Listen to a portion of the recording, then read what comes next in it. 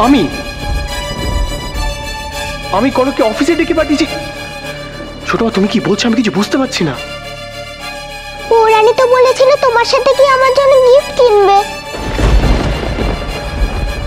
তুমি কনককে ফোন করে ডাকনি সাত্তকী?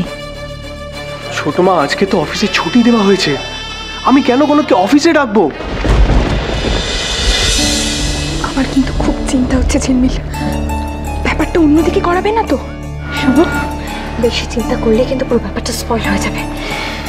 ভীষণ স্পোর্টিংলি ব্যাপারটাকে হ্যান্ডেল করো। আহা, তোমরা চুপ করো তো, একটু ঠান্ডা মাথায় ভাবতে দাও। ব্যাস, এখন তোমরা সবাই মিলে এটা নিয়ে ভাবতে বসে যাও। একটা দিনে যদি অন্যরকম কিছু হয়। মানসিক পিসমণি, আমি যে ফোন করেছিলাম সেটা কোন ফোন এসেছিল? ল্যান্ডলাইনে নাকি? দাদা ভাই, তুমি তো অলির ফোনে ফোন করেছিলে না? মানে